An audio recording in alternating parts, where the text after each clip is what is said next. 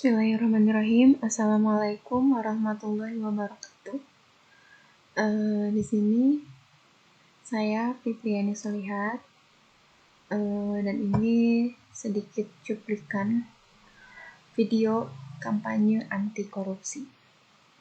Kampanye anti korupsi ini salah satu strategi untuk menanggulangi tindak pidana korupsi agar tidak banyak terulang. Terlebih untuk kita para generasi muda. Jadi untuk meminimalisir tindak pidana korupsi, maka kita harus banyak mengkampanyekan anti korupsi. Betapa bahayanya korupsi, apa dampaknya, dan apa arti dari korupsi itu sendiri. Oke.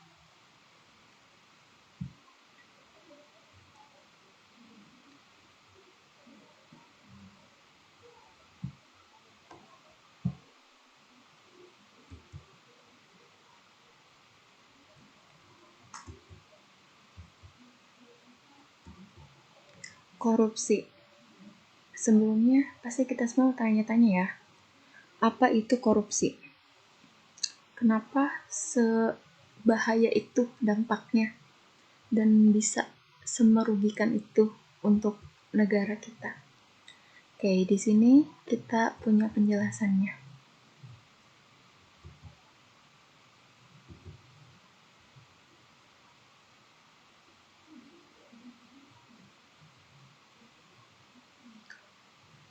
Untuk yang pertama, yaitu pengertian korupsi. Nah, kata korupsi ini dari bahasa Latin, yaitu corruptio atau corruptus, yang berasal dari bahasa Latin yang lebih tua, yaitu corrumper. Istilah korupsi dalam bahasa Inggris, corruption, dan corrupt. Dalam bahasa Prancis, corruption, dan dalam bahasa Belanda, yaitu corruptie, yang menjadi kata korupsi dalam bahasa Indonesia. Henry Campbell Black dalam Black's Law Dictionary menjabarkan, korupsi adalah perbuatan yang dilakukan dengan maksud memberikan beberapa keuntungan yang bertentangan dengan tugas dan hak orang lain. Perbuatan seorang pejabat atau seorang pemegang kepercayaan yang secara bertentangan dengan hukum secara keliru menggunakan kekuasaannya untuk mendapatkan keuntungan untuk dirinya sendiri atau untuk orang lain. Bertentangan juga dengan tugas dan hak orang lain. Jadi secara garis besarnya, korupsi ini seperti mengambil hak orang lain ya. Biasanya emang berupa uang. Dan itu disalahgunakan biasanya oleh orang-orang yang memiliki kekuasaan. Jadi sangat rentan sebenarnya di Indonesia ini untuk terjadinya tindak pidana korupsi. Oke, selanjutnya penyebab korupsi. Apa sih penyebab dari korupsi itu?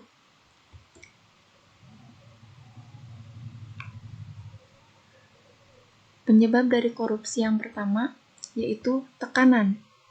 Jadi para pengusaha atau para penguasa itu ada tekanan, atau misalnya para pemegang jabatan ini pasti memiliki tekanan dari orang-orang mungkin yang lebih di atas dia, yang memiliki jabatan lebih tinggi, yang memaksa dia untuk mengambil keputusan untuk berbuat tindak pidana korupsi.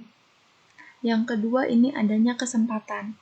Jadi selain adanya tekanan juga para pelaku korupsi ini penyebabnya itu karena adanya kesempatan untuk melakukan tindak pidana korupsi. Selain itu juga ada kebutuhan.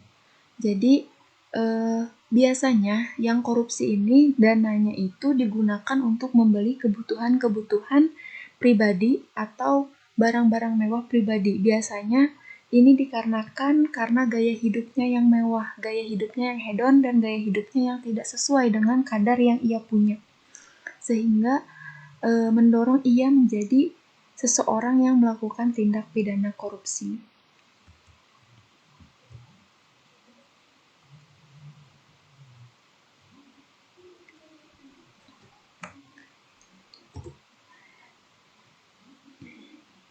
Di sini juga ada pertanyaan, apa dampak korupsi? Tentu dampaknya banyak sekali ya. Nah, salah satunya ini korupsi itu jelas menimbulkan dampak negatif. Di antara penyebab paling umum korupsi adalah lingkungan politik dan ekonomi, etika profesional dan moralitas, serta kebiasaan, adat istiadat, tradisi, dan demografi. Korupsi menghambat pertumbuhan ekonomi dan memengaruhi operasi bisnis, lapangan kerja, dan investasi. Nah, korupsi juga mengurangi pendapatan pajak dan efektivitas berbagai program bantuan keuangan.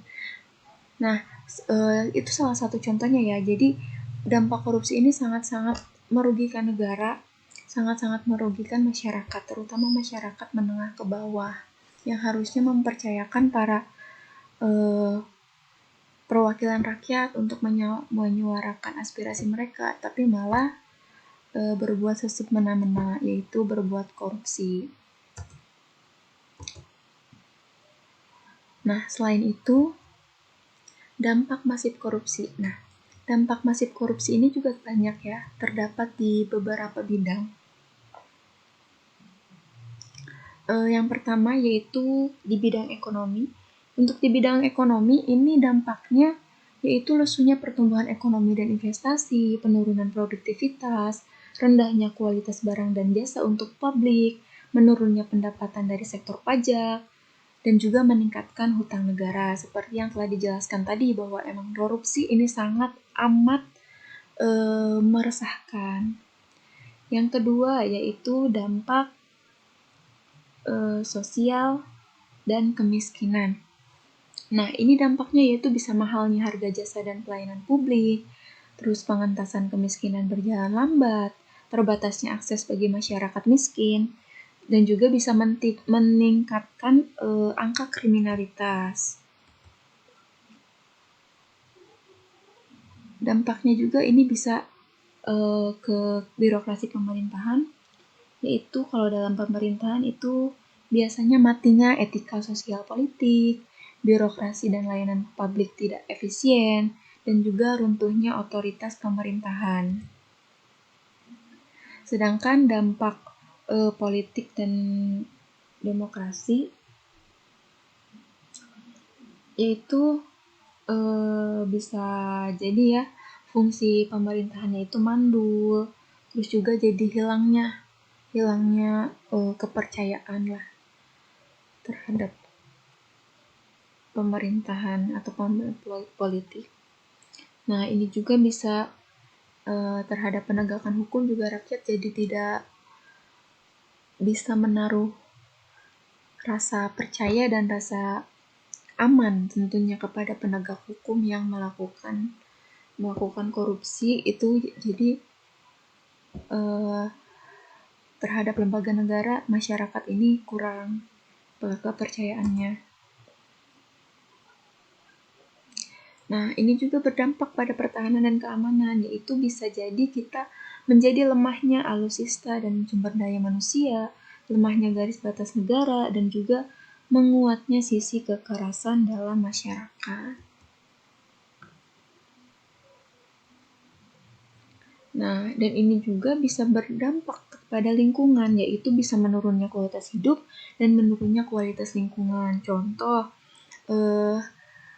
para penguasa atau para pengusaha yang membayar seseorang atau membayar pejabat yang bisa memberikan izin untuk membuang limbah. Nah, ini tentu dampaknya akan dirasakan oleh masyarakat yang ada di sekitar lingkungan tersebut yang terkena limbah dari hasil perusahaan yang dibuang ke sembarangan kayak gitu. Jadi terhadap lingkungan ini jelas ada dampaknya.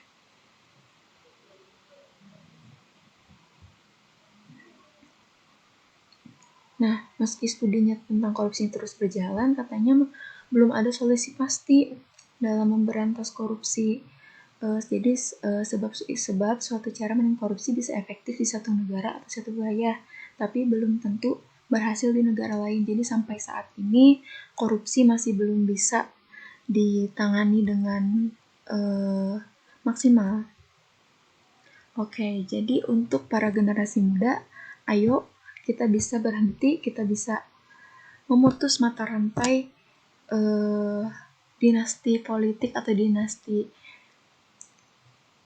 keturunan yang mempunyai sifat mudah untuk bertindak pidana korupsi. Jadi ayo generasi muda, you can stop corruption, you can stop corruption. Kalau bukan dari kita, siapa lagi? Karena kita penerus bangsa, kita generasi muda yang harus bisa mengubah negara ini. Nah,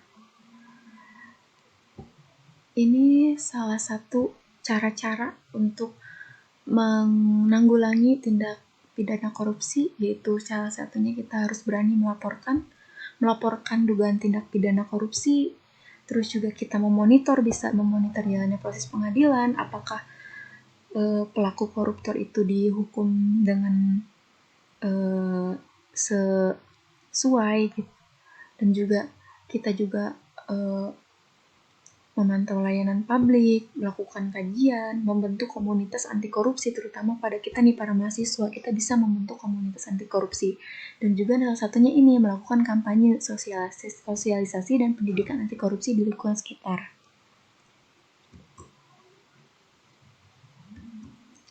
Cukup sekian video kampanye anti korupsi dari saya pribadi. Mohon maaf apabila masih banyak kekurangan.